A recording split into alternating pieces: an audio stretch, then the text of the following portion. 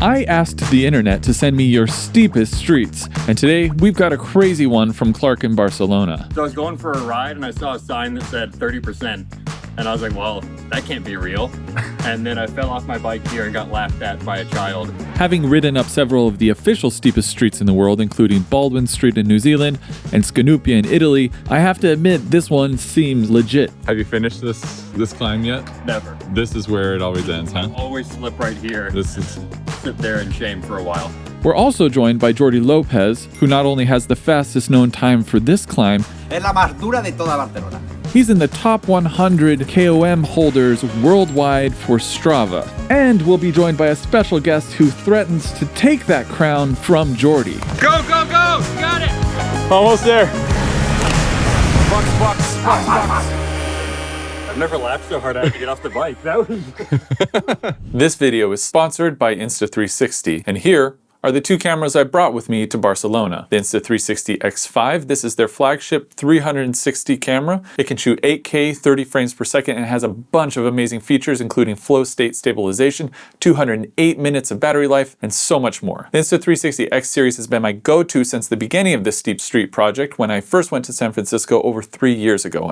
Thank you, little buddy. As good as the X series cameras were back then, it's truly incredible how much better they are now. Especially Insta360 smaller cameras like this one, the Go Ultra.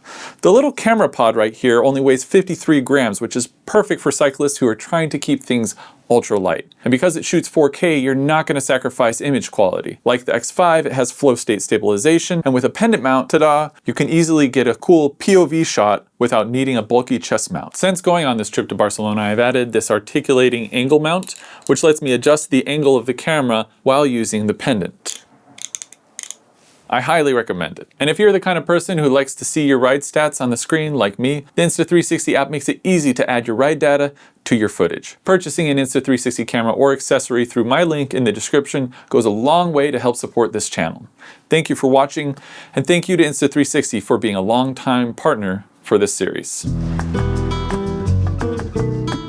This one's the worst. That's the worst, yeah. Okay. And my 4 minutes is from falling off the bike and laying in the street for a little bit. Clarke is an American living in Barcelona with his partner Emily, whose Steep Street submission caught my eye. Imperial metrics over here. Oh, yeah. You haven't switched it over to... Not yet. I still need bald eagles to tell me how far I've gone.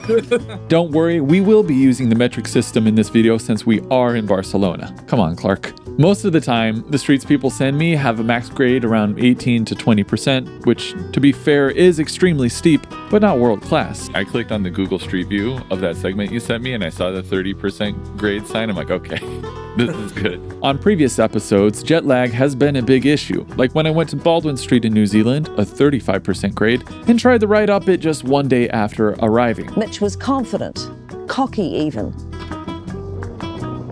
So this time, Clarke has scheduled 2 days of recovery rides and prep, including what is probably the greatest shakeout ride of all time, a ride around an F1 track.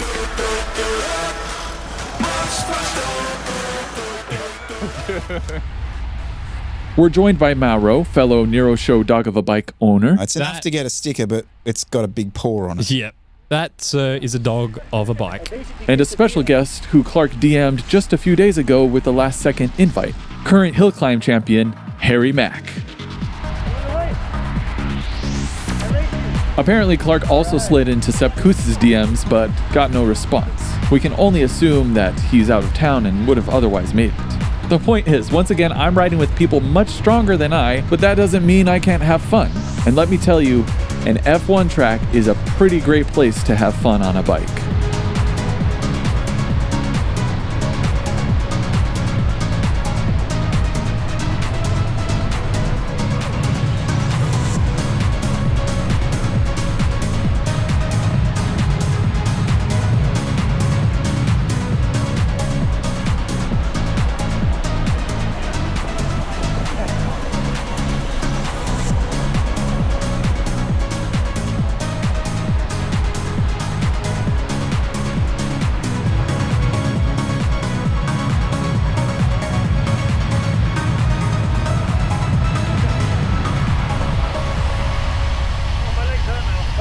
Day 2 in Barcelona had a forecast of rain, so we spent the morning playing tourist before heading out on an afternoon ride to scout the steep streets we would be riding tomorrow. But before we get to those streets, I have to make a confession. This B-roll is a lie. You see, part of the original plan was to have Clarke wearing kit from Attacker, a partner of the channel, but it didn't arrive in time, so I asked Clarke to send me shots of him wearing the kit after I returned home. The Attacker Ultra bibs that he's wearing are probably my favorite of all time, and I think that pair was actually meant for me, but I'm not bitter, especially not since I ruined my only pair in a crash. Anyways, in reality, Clarke was wearing lederhosen that day, which I guess is an appropriate mountain attire while scouting the steepest climb of the trip. And I apologize here because I don't know how to say it without putting on a little bit of an accent. Muro tremebundo. Muro is Spanish for wall, and tremebundo can be translated a few different ways. Horrific, terrifying, tremendous, terrible, threatening. If that doesn't sound like a steep street, I don't know what does. And it does seem terrible. You can tell Clarke has some history with this street because he took off his shoes and his cleats while walking up it just because he was still afraid of falling. I mean, the road surface is pretty bad right here. I feel like making this transition here, like up to here, is probably good. And then I imagine this is the part that sucks. Yeah, I wouldn't know. Like almost every other extremely steep street I've traveled to in the world, the camera does not give justice to this terrifying grade. And you don't even have to take my word for it. Look, this person was too afraid to drive down it. Look at the wheel on the back. Yeah. I mean, it's so heavy. In my experience, GPS data tends to be imperfect on these steep, tight roads tucked in between buildings. So I've started bringing this measurement device with me on these trips to verify just how steep these streets actually are. So Guinness qualifies the steepest street as the steepest 10 meters, or the average of the steepest 10 meters of the street.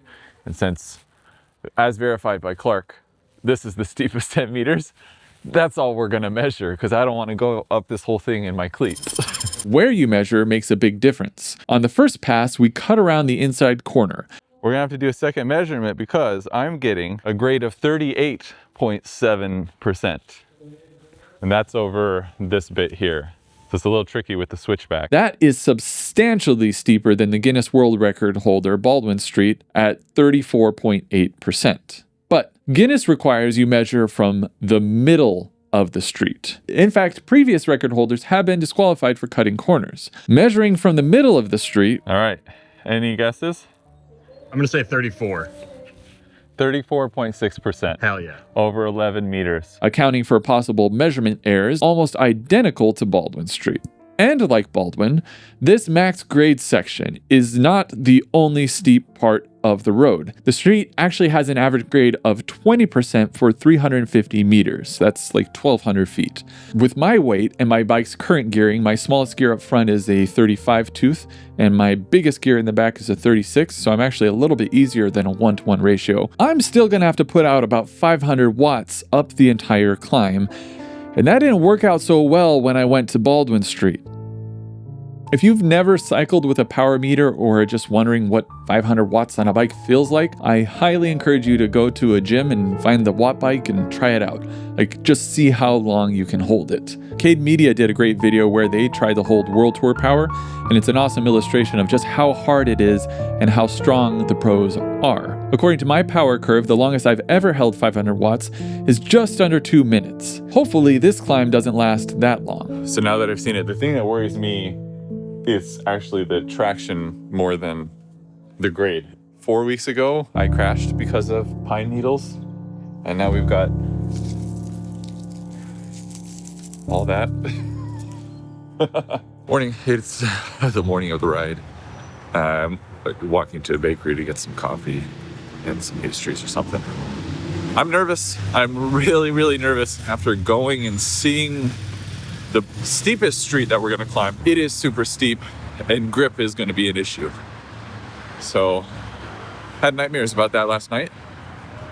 And now in a few hours, I get to live those nightmares. All right, this is it. I just got the message, be ready in like 15 to 20 minutes. I was just looking at the Strava data from yesterday's recon ride. And even on the main climb, I was doing like 220 watts, whereas Clarke was doing 180. So I'm doing like 40 watts more than this guy. He was on his chill recovery day. I was borderline tempo. It just made me a little more nervous. I'm nervous.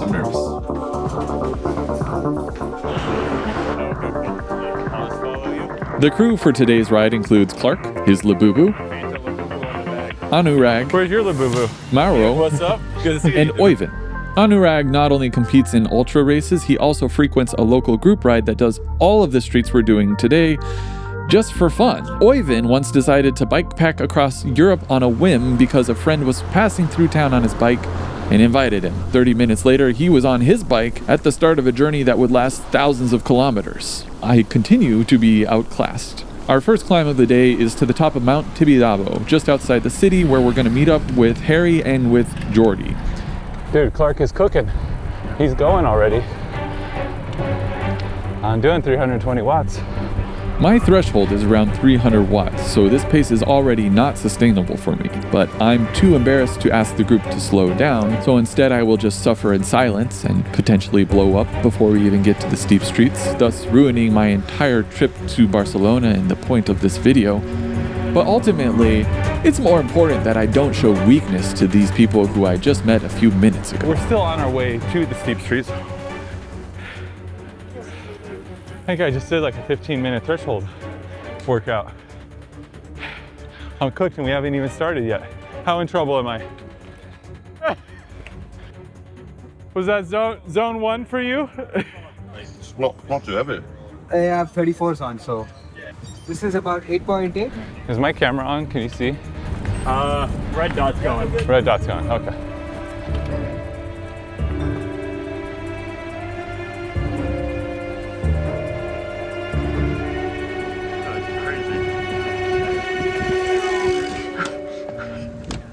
Okay, so we just did our little warm-up, and now we're up on top of Tibidabo looking at the beautiful church, looking over the city, and now we're about to go up the steepest streets in Barcelona. That wasn't the steepest street we just went up? That's the warm-up. Now with the full crew, after a casual warm-up, a 15% grade, we can drop back into the neighborhoods behind the summit and enjoy some steep streets.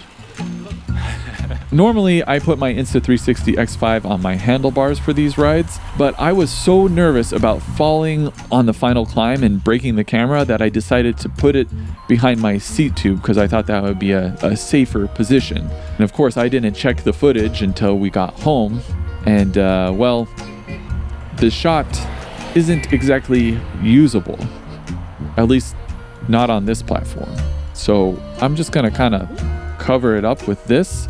And luckily, Harry also had an Insta360, which he wisely mounted to the front of his handlebars.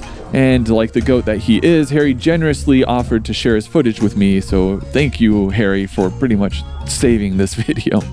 I can just take the wall here. We got all-time best power. And maybe I should have taken him up on that offer because my data would have looked a lot better. The first segment of the day is Ria Rada, a 1.5 kilometer, 1 mile climb with an average of 9%, but in reality it's 3 steep double-digit ramps back to back. The fastest time on this is some American dude named Sepp. It's much longer than my usual steep street efforts. Normally, I just do streets as long as 1 ramp. It's when it's like the longer efforts. Anything over 3 minutes, I just really don't love. This one takes me 7 minutes 21 seconds to get up at an average of 314 watts, further fatiguing my legs. At the top, I took some time to talk with Jordy about how bad the final climb actually is. And unfortunately, he didn't make me feel any better. Pero Veronica es muy dura. Sí. Es la más. Jordy knows what he's talking about too, because not only is he top 100 for Strava KOMs worldwide, he's number 2 on all of Strava for short, steep climbs. And this next climb is exactly that. Colonia Monserat is 500 meters long with an average of 12%, but it gets steeper the further along you go, with the last 100 meters averaging 20% and maxing out near 30. Harry, of course, punched it, floating up the climb with an incredible performance. It's insane to watch a true athlete in action. My performance could be equated more with the waddle of a duck. The final 100 meters took me 46 seconds to get up at an average of 503 watts. Harry did it in 27 seconds. In 2020, when Jordy got the KOM on this one, he did it in 17 seconds. By the way, I should say this is all the more incredible when you account for the fact that this is Harry's off season. He just won the UK Hill Climb Championship like 2 weeks before this, and we had spent the previous 2 nights enjoying Barcelona's bars. I did my best to pace myself, but Harry, like other Englishmen I've shared a drink with, seems to have an incredibly high tolerance. Where's the steep one? I don't know if Jordy realized I was using humor as a coping mechanism to deal with my own fears, because he immediately offered to add an additional steep climb to the route. Why not? Now I'm worried again. I was starting to feel better. This steep alleyway that Jordy has Surprise. added is called One's 26%, or One's 26, I don't know. It hits a max grade of 26%. And I actually love these little side streets. We have a lot of them in Northeast LA where I live. Nice.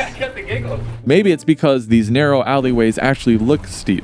The wider a street is, the more the camera tends to flatten it out. Here you can get a sense of how steep it actually is. Clarke got the giggles, and then we ran into a cheering fan section halfway up, which was pretty fun.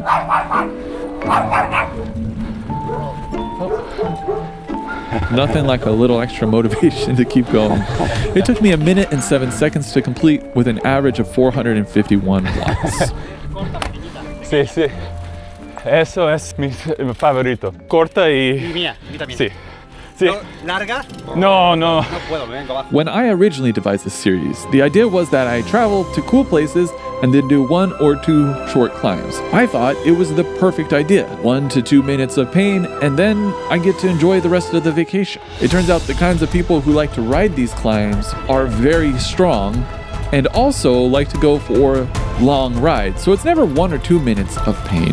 It's a multi-hour epic with 1 or 2 minutes of pain 5 to 6 times. Poor me. I've traveled to a new city. I've had delicious food. I've made new friends, and now I need to endure a relatively mild amount of pain that I've chosen to do for fun. My life is so hard. The next climb is short. Muraco del Tillier is, I think I said that right, 300 meters with an average of 11% and a max of 27%. And there's a nice short descent leading into it, gotta love that. So if I just go all in and blast my way up. Ah, shit.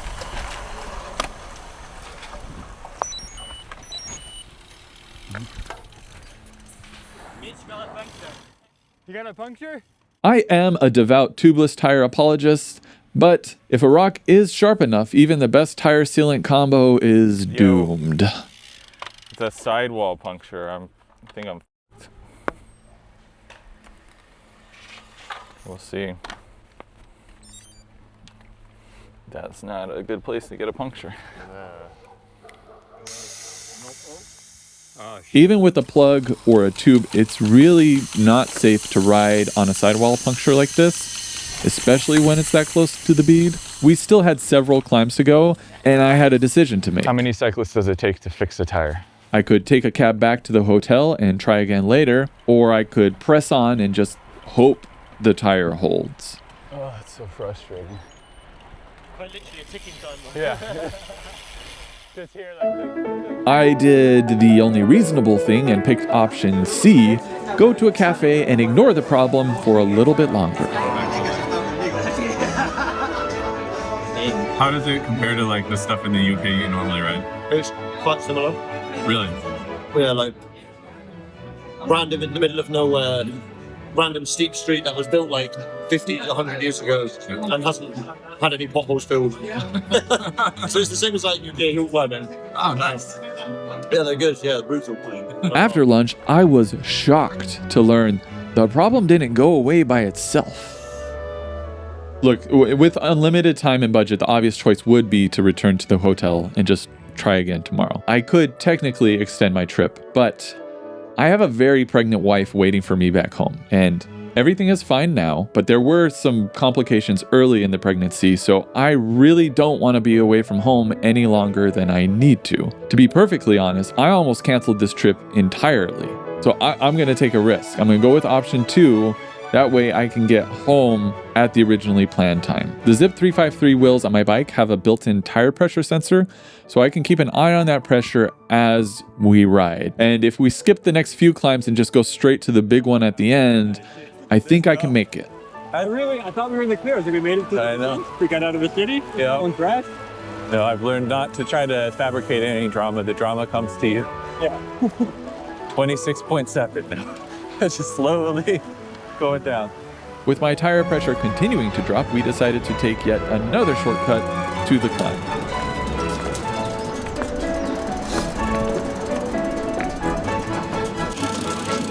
Oh yeah, we're here. We'll come over here. Muro Tremebundo. Before we start, I asked Jordi for some tips. Sí, empezar poco a poco porque piensas que puedes subir, pero el final cada vez es más duro, sobre todo la última curva. Y ya hay un punto que no puedes hacer ni eses debido a las rayas que tiene. Tirar de cabeza, de fuerza, de músculos, todo el cuerpo más que las piernas, todo. Pero bueno, a disfrutarla y a dar lo máximo. I think we should stagger this one, just so that like once we get, I don't think I'm gonna make it up. I'll be real. And then so we can film like I bet Harry can make it up. Yeah. So I think Do you want to go before everybody or at the end? Over the years, I've learned the longer I think about things, the more likely I am to talk myself out of them. So I'll see you guys up there. I figured I should just get going. Harry may be going for the KOM today, and he has a real shot at it, but my goal is closer to Clarke's. Just trying not to fall. Remember, this climb is 350 meters long with a 20% average. I've barely started and I'm already in my lowest gear, and I'm already doing over 400 watts just to keep moving. And you know that's not sustainable for me past a minute or two, but what choice do I have? If I stop, I will probably fall, and the others will soon be riding up behind me. I think Clarke is already not taking it too hard. he ignored everything that... Yeah, there's no need to carry too much speed because you're going to lose it after 5 minutes anyways. As I neared the final switchback, the one that I was so afraid of, the one that gave me nightmares the night before, I kept thinking about what Clarke said. I fell off my bike here and got laughed at by a child. As a soon-to-be father, I knew I would be laughed at by a child almost every day. But that day is not today.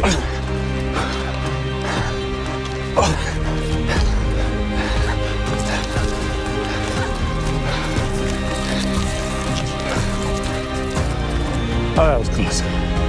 Clarke would later tell me that seeing me recover from almost falling into the bush gave him the confidence he needed to finally finish this climb. So I guess all we really need to be the best version of ourselves is to watch somebody obviously worse than us do the thing we want to do. I'm glad I could help. Keep going. Durissimo. Good job, dude.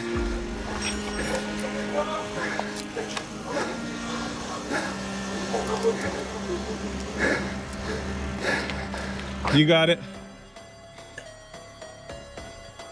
Easy work. Go, go, go! You got it! Come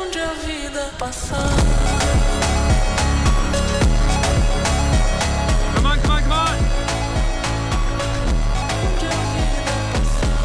Almost there, almost there. Almost there. Go, go, go, go, go! Come on, Come on, campione. All the way up to the rotunda. You got it, you got it.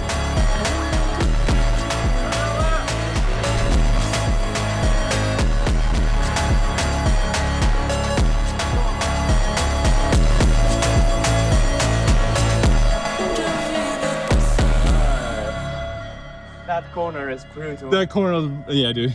Clarke, you did it. The steepest part. Yeah. What's that? Did you make it? I made it, yeah. GG's. You think, okay, I have to carry some speed. And then you have the corner where you have to almost you have to sit down because you lose grip so easily. It's brutal. And then you're thinking which leg to put it down because it's not even the same steepness on both sides of your feet. Really fun. I really love the fact that it's like one of the first times I've done a hill climb we have to think about not falling off, which is crazy. Like this last switchback here is just nuts. Yeah, it's super hard, but I almost thought it was going to be harder. Because we are a little bit hyped up maybe. But yeah, I stayed on the bike and yeah. I didn't fall off. That was the only, so I feel like I won today. Well, we'll see who really won on Strava. I think we know. I think. There you go. What's the goal? 134. 134. Yeah, I didn't have that many seconds. He's going to be so excited. How many seconds was that?